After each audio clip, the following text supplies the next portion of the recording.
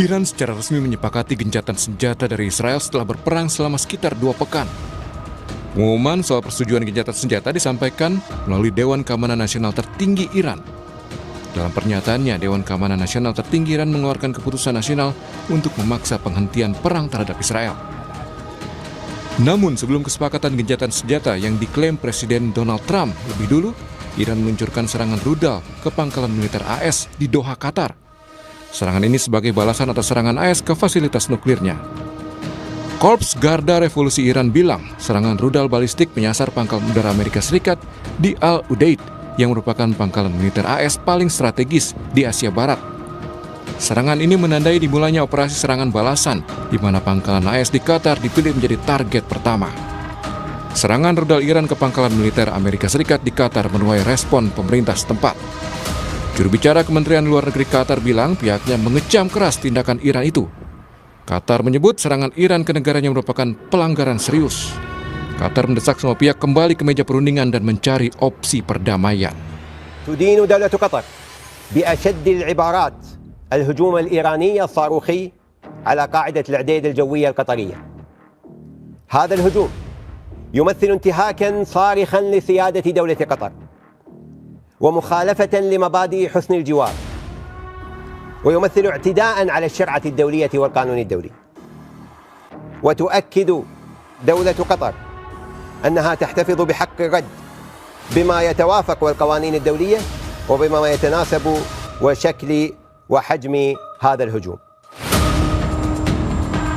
Sebelumnya melalui platform Truth Social, Presiden Amerika Serikat Donald Trump mengumumkan gencatan senjata kedua negara, Iran dan Israel. Trump klaim berhasil menengahi kesepakatan gencatan senjata melalui jalinan komunikasi dengan Perdana Menteri Israel dan pejabat Iran. Namun Trump menyatakan kekecewaannya pada Israel dan Iran. Trump bilang Israel dan Iran telah melanggar ketentuan gencatan senjata dengan masih melancarkan serangan satu sama lain pada Selasa dini hari. Not happy that Israel's going out now. There was one rocket that I guess was fired overboard. It was after the time limit and it missed its target. And now Israel's going out. These guys got to calm down. Ridiculous. How will you respond if as far as violence? I didn't like plenty of things I saw yesterday. I didn't like the fact that Israel unloaded right after we made the deal. They didn't have to unload. And I didn't like the fact that the retaliation was very strong. Memang, pasca pengumuman gencatan senjata, gelombang protes masih terjadi di ibu kota Iran, Teheran. Aksi unjuk rasa ini digelar usai Presiden Donald Trump mengumumkan kedua negara telah menyetujui gencatan senjata total dan menyeluruh. Warga Iran tak setuju dengan gencatan senjata karena menganggap gencatan terjadi saat kekuatan Iran sudah penuh dan siap mengalahkan serangan musuh. Dalam orasinya, pengunjuk rasa mengutuk Israel dan Amerika Serikat.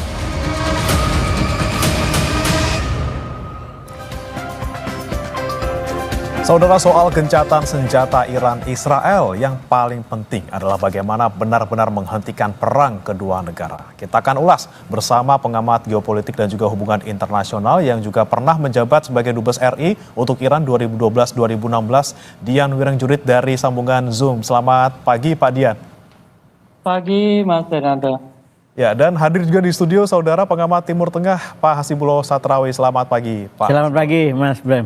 Baik, selamat pagi. Saya ke Pak Hasibullah dulu. Pak Hasibullah, ini yang paling utama, yang paling penting pertanyaannya adalah ketika ada gencatan senjata antara Iran dan Israel yang disebutkan dan sudah disepakati oleh kedua negara, sudah dinyatakan secara resmi, Anda melihatnya bakal ademkah atau amit-amit gitu ya? Ada kemungkinan-kemungkinan lain setelah ini? Ya, begini Mas, kita harus membacanya secara lebih jernih dan satu persatu. Sebenarnya kan ada dua konflik dalam satu eskalasi ini. Yaitu yang pertama adalah Iran dengan Israel, lalu yang kedua Iran dengan Amerika. Gara-gara Amerika masuk di lintasan tanggal 22 kemarin melakukan serangan itu. Nah, saya melihat dari berbagai macam perkembangan yang ada, terutama juga di Amerika, maka mengharuskan ini untuk melakukan gencatan senjata. Ini mungkin nanti di segmen berikutnya kita urai. Karena misalkan salah satu dampak kepada kepentingan politik dalam negerinya Amerika tidak tanggung-tanggung. Ini akan betul-betul menimbulkan efek domino. Kalau ini lanjut di antara Iran dengan Amerika. Nah, oleh karena itu saya melihat posisi Amerika sendiri dengan Donald Trump yang memang politiknya zigzag ya, berada pada kondisi di mana dia membutuhkan genjatan senjata ini. Jadi saya mengamatin ini sudah mendekati 24 jam semenjak jam 7 waktu setempat kemarin diumumkan diberlakukan, atau jam 11 siang kurang lebih waktu Indonesia Barat. Sekaligus saya mengkoreksi kemarin di TV lain saya terbawa dalam logika jam di sini, jadi agak kurang pas penjelasannya. Jadi ini kan berarti sudah melewati 12 jam pertama. 12 jam pertama berarti itu antara jam 11 siang di kita sampai jam 11 malam. Itu 12 jam pertama. Nah, di 12 jam pertama masih terlihat memang adanya gondok-gondokan kalau kata orang di sini. Karena memang dua pihak di antara Iran dengan Israel ini dua negara yang sama-sama kuat faktanya sekarang. Bahkan saya bilang perang ini membuka realitas baru tentang kecanggihan senjata Iran yang sekarang sudah tidak akan bisa lagi dilupakan orang.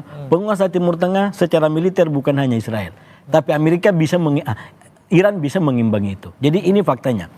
Jadi negara sama-sama kuat seperti ini dipaksa oleh Trump terutama untuk melakukan sebuah genjatan senjata, karena di peta konflik di antara Iran dengan Amerika yang saya bilang tadi, situasinya mengharuskan ini untuk berada dalam sebuah genjatan senjata. Oleh karena itu menurut saya faktornya sekarang ini, termasuk ini udah mendekati 24 jam, ya kurang beberapa jam lagi berarti kan, maka kuncinya adalah Amerika.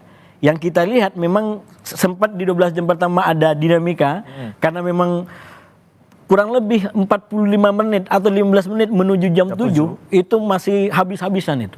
Dimulai dari Amerika nyerang, Iran nyerang, Israel nyerang sampai membunuh salah satu ahli nuklirnya Iran, dan dibalas dengan serangan yang keras sekali. Itu sampai 4 atau 5 korban jiwa, belum lagi kehancuran-kehancuran yang luar biasa. Nampaknya Israel juga tidak terima dengan itu, karena itu pas di kurang lebih jam 7.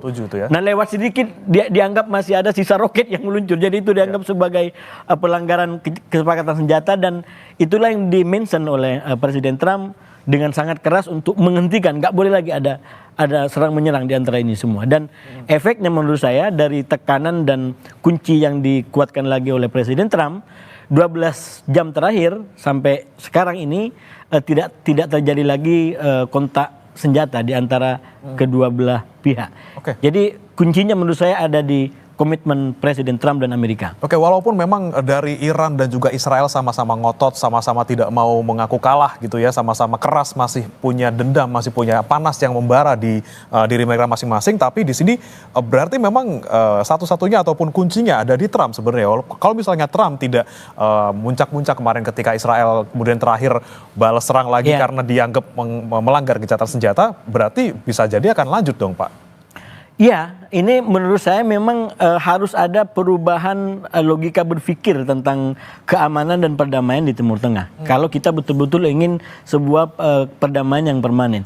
Kalau selama ini kan terus terang logikanya itu adalah mendukung Israel untuk menjadi penguasa mutlak dengan berbagai macam kecanggihan teknologi militer yang tidak bisa diimbangi oleh negara manapun, termasuk katakanlah negara-negara sekutu dekat Amerika yang lain yang dari bangsa Arab misalkan, yang sempat ditarget juga oleh Iran misalkan, itu kan tidak bisa mengimbangi itu. Nah kalau begitu kan berarti logikanya bukan perdamaian, tapi logikanya adalah pemaksaan melalui satu negara yang superior di segala sisi. Nah ini yang menurut saya dengan perang sekarang 12 hari ini dirombak oleh sistemnya Iran, dibalikkan dengan kenyataan baru, suka atau tidak suka, Iran sekarang menjadi penguasa baru di Timur Tengah yang saya yakin itu akan memberikan dampak ke depan. Oleh karena itu menurut saya di level ide tentang perdamaian ke depan tidak bisa lagi cukup dengan ide superiority seperti ini. Harus kembali kepada basic perdamaian yang lebih kuat, yaitu coexistence atau saling menghormati satu sama lain. Nah ini yang menurut saya harus betul-betul ditumbuhkan ke depan, bukan lagi satu negara dijunjung setinggi-tingginya, diangkat setinggi-tingginya, lalu yang lain tidak diberikan kemampuan untuk jangankan menyamai, mendekati saja tidak dimungkinkan. Nah ini kan kalau kita punya desain gitu, kalau kata salah satu pejabat di Iran, mungkin infrastruktur nuklir Iran bisa dihancurkan, tapi ilmu yang sudah mereka kuasain itu tidak akan bisa dihalangi. Jadi ini realitas baru yang menurut saya kita harus adaptasi dengan ini semua. Di sini Iran juga ada kesempatan untuk menunjukkan bahwa ya saya juga punya power di sini dan bukan satu-satunya Israel yang punya di wilayah Timur Tengah ini. Kemudian saya ke Pak Dian Wirangjurit. Pak Dian, Anda melihat memang di sini kata Pak Hasibullah tadi adalah peran Amerika Serikat sangat besar, terutama Presiden Trump untuk bisa menghentikan serangan antara kedua negara. Dia yang juga pertama kali kemudian mengatakan ataupun mendeklarasikan gencatan senjata, tapi dari kedua negara sendiri Anda melihat karakternya seperti apa sebenarnya Pak Dian, dari Iran maupun Israel, karena sama-sama pemimpin negara masing-masing ini masih kayak ngotot gitu Pak dari pernyataannya ketika gencatan senjata sudah sama-sama disepakati. Terima kasih Mas. Begini, pertama saya mau coba sedikit tentang gencatan senjata ya. Harus diingat bahwa yang namanya gencatan senjata adalah penghentian kontak senjata sementara, Mas. Jadi segala sesuatu masih mungkin terjadi pasca gencatan senjata ini yang mungkin gagal kalau salah satu pihak tidak punya komitmen untuk menepatinya. Saya mau mengingatkan yang namanya Netanyahu, yang namanya Presiden Donald Trump itu susah dipercaya. Karena beberapa kasus menunjukkan komitmen yang mereka sampaikan tidak dilakukan, bahkan dilanggar. Contohnya paling gampang, ketika tanggal 10 itu, ini berkali-kali saya sampai mengingatkan, tanggal 10 Juni itu delegasi Iran dan delegasi Amerika bertemu untuk melanjutkan perundingan damai yang dulu dibubarkan oleh Donald Trump, JCPOA itu. Mereka menganggap akan ada suasana tenang. Ternyata 3 hari kemudian Israel menyerang Iran.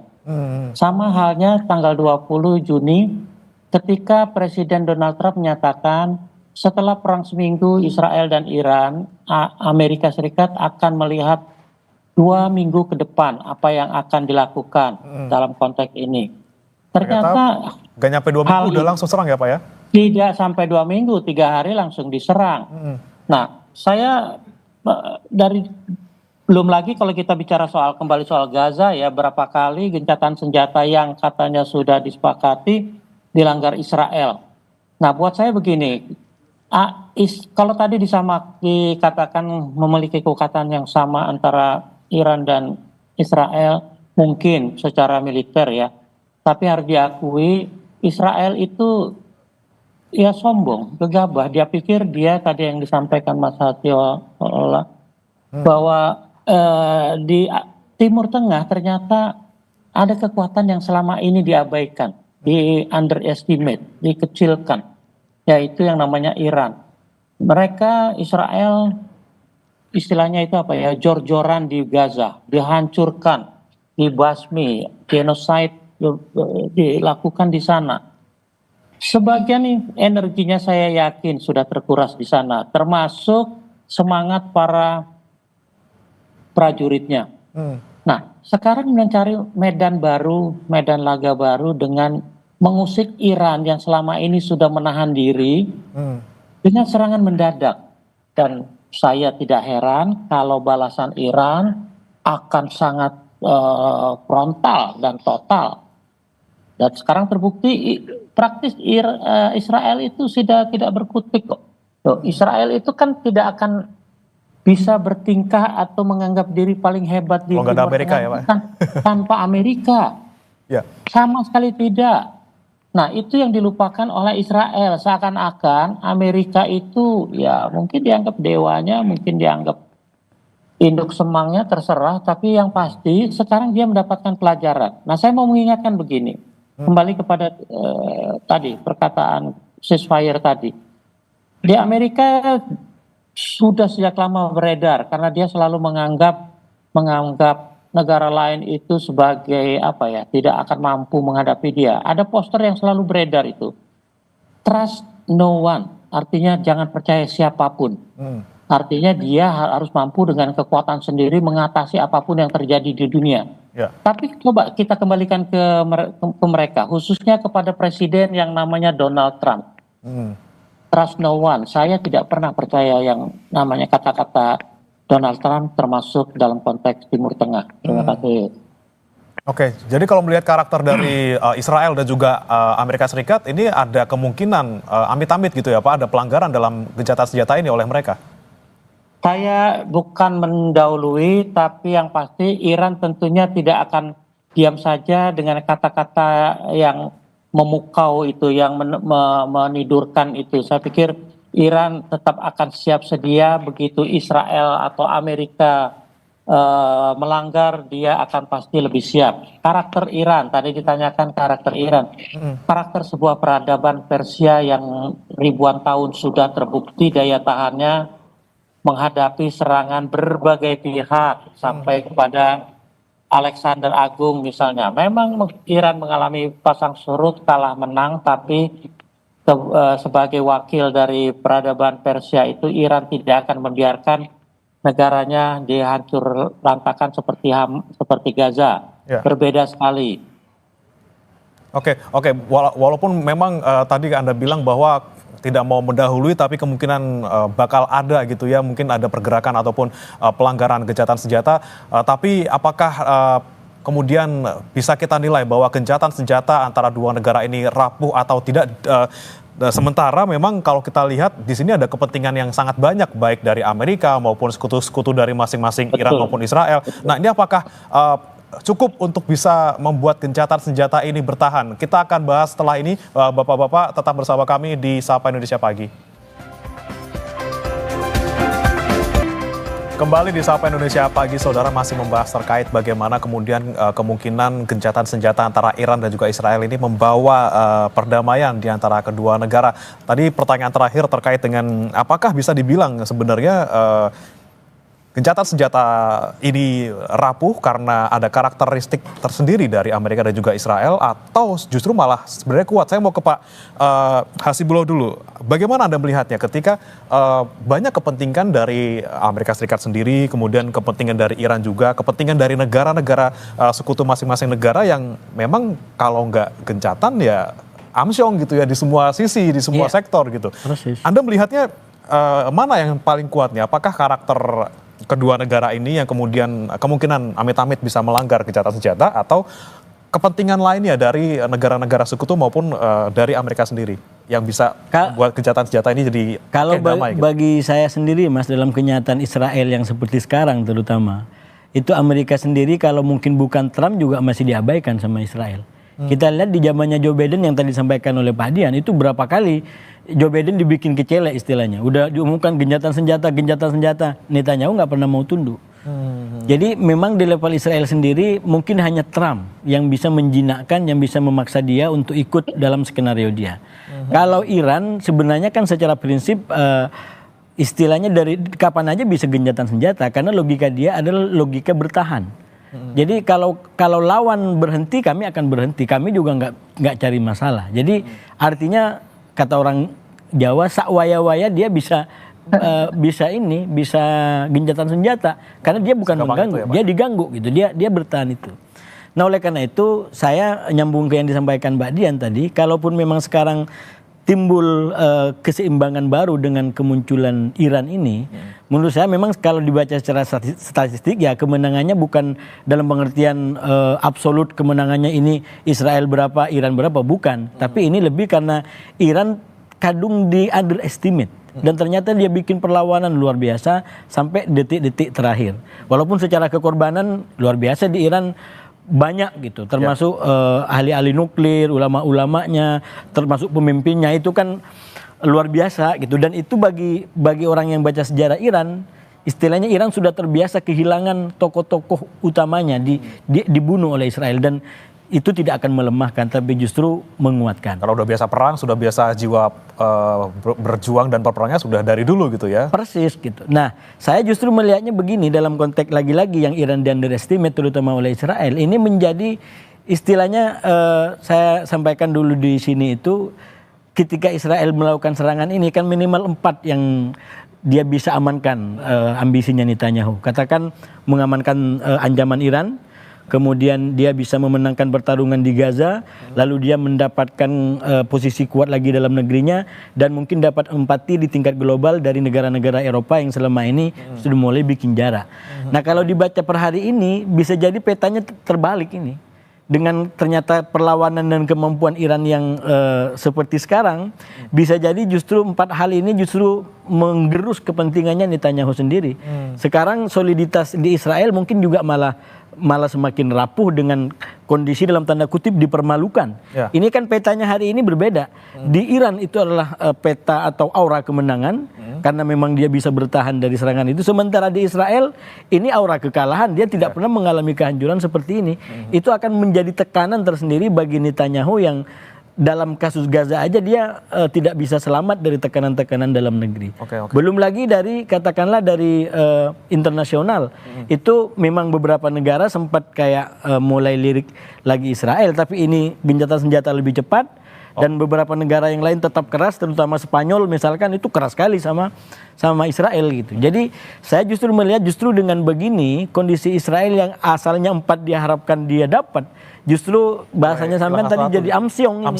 Yang 4 ini bisa nggak menjadi sesuatu, dan itu ya istilahnya Netanyahu yang memulai, dia harus bertanggung jawab terhadap apa yang sudah dia lakukan. Dia akan menghadapi itu menurut saya ke depan. Oke, mungkin kita kembali lagi ke Pak Dian. Pak Dian, terkait dengan tadi ya, ceasefire ini apakah memang benar-benar kuat gitu ya, walaupun ada karakter dari Amerika dan juga Israel yang tidak bisa kita abaikan. Dengan mungkin kepentingan Amerika Serikat yang kalau misalnya amit-amit ini berlanjut terus, ekonomi saya juga bakal anjlok nih. Kemudian juga kemarin kan saya baru dapat mau diusulkan penerima Nobel oleh Pakistan gitu kayak.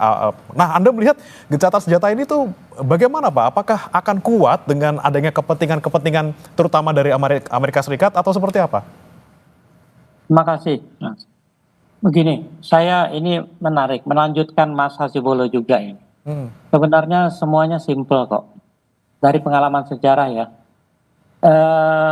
Tahun 67 itu Israel yang kecil dan baru belum lama terbentuk sudah diserbu oleh 5 negara. 3 lah, Mesir, Yordan, Syria, dan Lebanon, dibantu oleh Arab Saudi.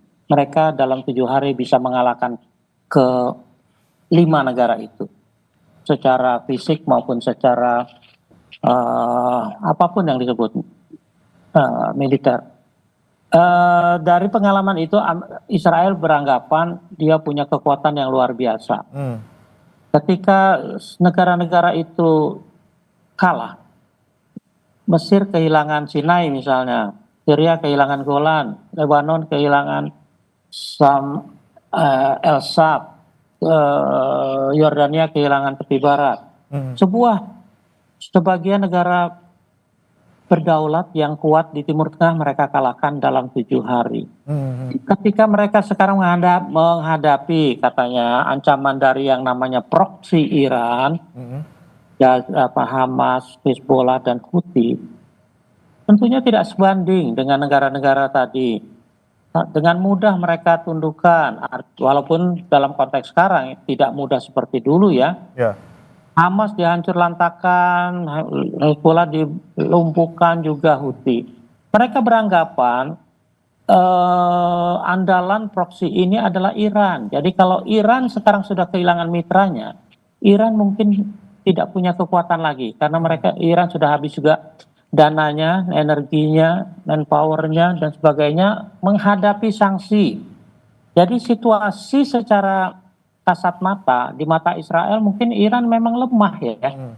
Sudah kalah di proksinya, sekarang lemah, makanya dianggap serangan Israel akan dapat segera menundukkan Iran.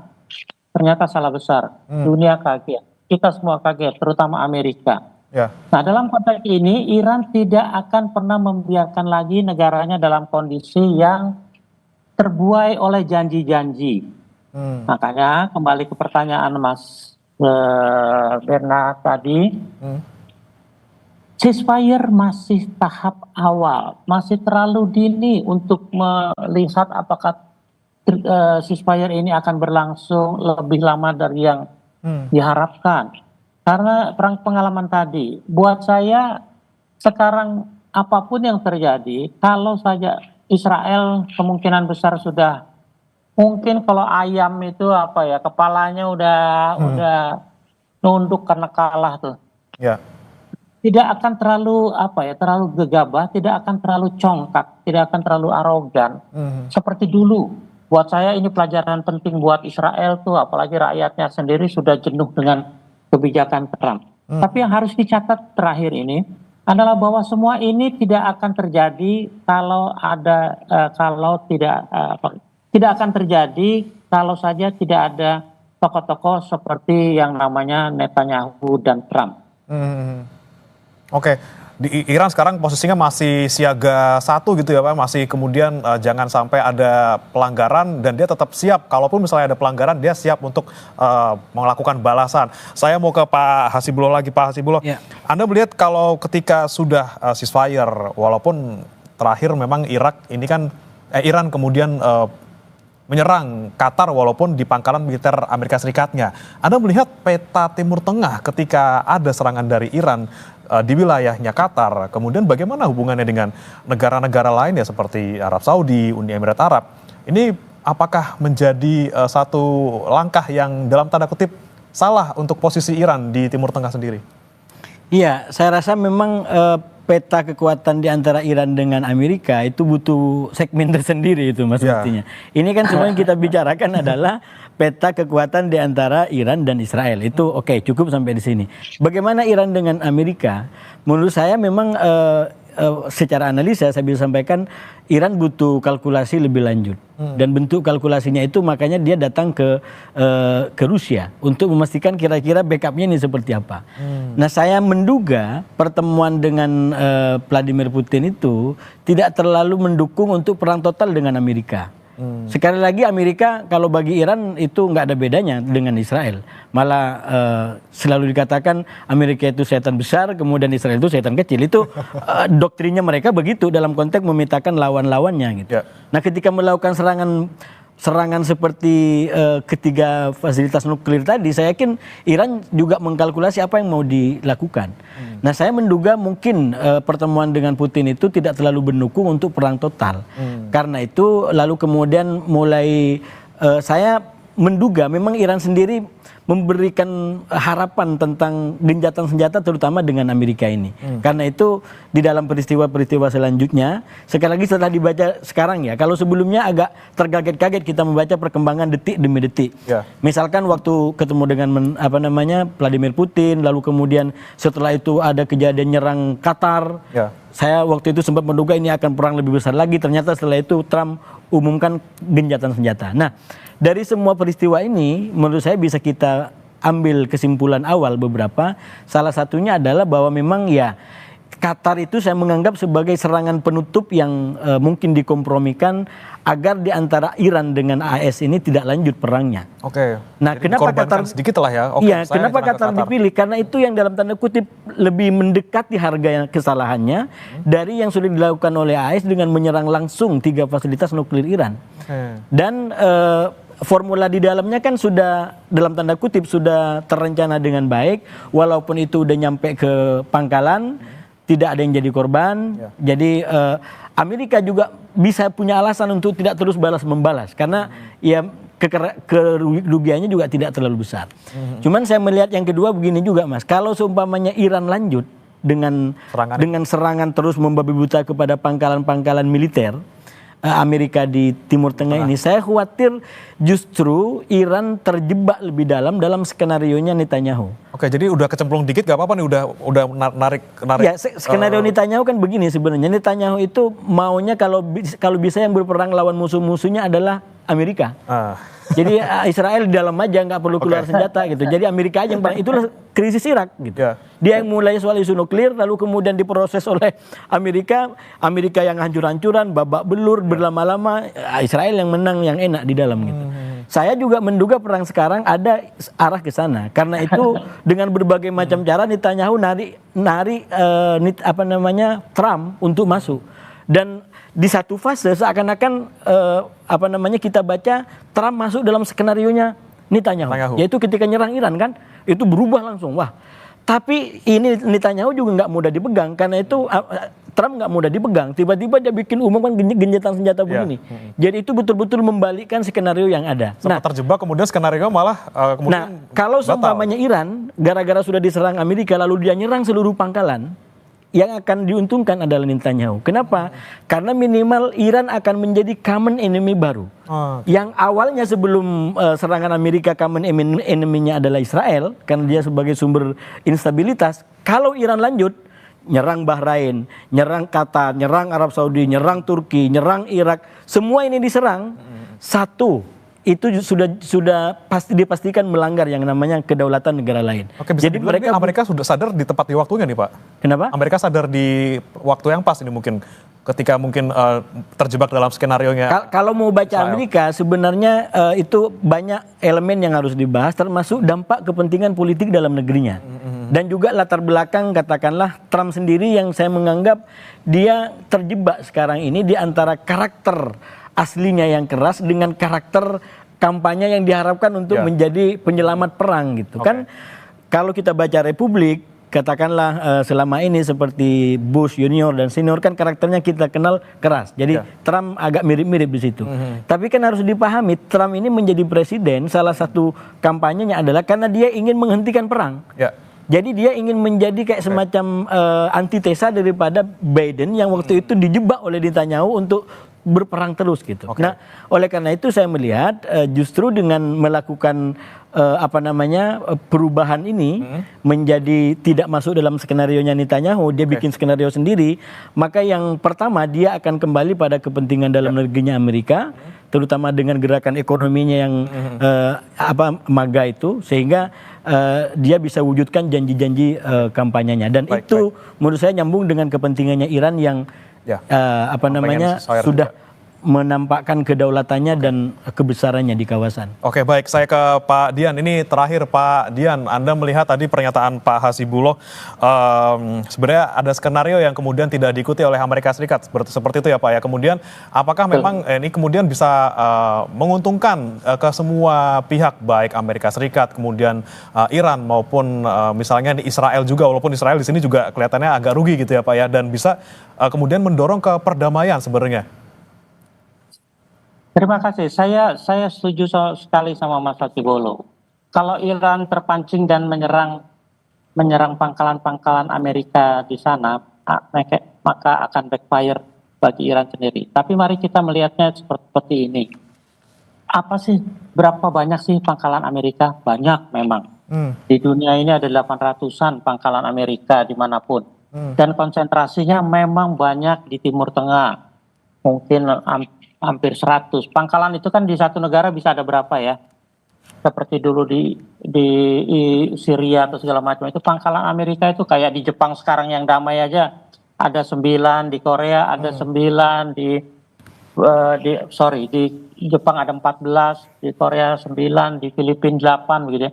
Di tempat-tempat yang tidak ada apa-apa aja pangkalannya dipertahankan dengan kesiagaan. Apalagi di kawasan yang namanya hotspot. Timur Tengah salah satu hotspot tradisional. Nah, pangkalan-pangkalan Amerika itu apa sih tujuannya? Satu, melindungi Israel. Karena di sana tidak ada lagi pergolakan besar seperti perang-perang tahun 67, tahun 73, apalagi tahun 80, 90 ketika Irak menyerang Israel, ada yang perang Gulf segala macam ketika Kuwait menginvasi. Irak menginvasi Kuwait, tidak ada lagi. Jadi semua konsentrasi pangkalan militer itu memang untuk menunjang kemampuan pertahanan Israel. Dan karena doktrina Israel memang mengikuti induknya untuk coba-coba ofensif, sementara tadi dikatakan secara benar oleh Mas Hasiholo bahwa Iran itu pada dasarnya defensif. Jadi Iran sebenarnya tidak terlalu memikirkan urusan itu, urusan Israel. Sampai ketika kepentingan nasionalnya, territorial integrity-nya diganggu oleh Israel. Nah, kalau sekarang Iran berani mulai menjawab serangan Amerika dengan menghancurkan pangkalan militer di Qatar, itu bukan tanpa alasan. Pangkalan militer di Qatar itu pangkalan pusatnya, karena serangan Israel dan Amerika selama ini dilakukan lewat udara, karena memang itulah cara satu-satunya. Makanya nomor satu menjadi sasaran adalah Qatar. Dan saya yakin Qatar sama Iran itu hubungannya baik. Meskipun jelas melanggar teritorialnya Qatar, tapi pasti sudah ada komunikasi antar mereka. Oke, baik. Kita harapkan semoga Pak, walaupun misalnya tadi Anda menyebutkan bahwa ada kemungkinan gencatan senjata ini kemudian ada dalam tanda kutip diganggu seperti itu dengan adanya pelanggaran-pelanggaran, namun kita harapkan semoga ini menjadi langkah awal dari kedua negara dan juga nanti terutama bagaimana kondisi geopolitik di Timur Tengah semoga kemudian bisa lebih stabil dan juga tidak berlanjut serangan-serangan maupun perang di antara negara-negara Timur Tengah. Terima kasih Pak Dian Wirangjurit, pengamat geopolitik dan juga hubungan internasional. Dan sekaligus Dubes RI untuk Iran 2012-2016 dan juga sudah hadir Pak Hasibullah Satrawi, pengamat Timur Tengah, sudah bergabung bersama kami di Sapa Indonesia Pagi. Selamat pagi Bapak-Bapak, salam sehat. Terima kasih.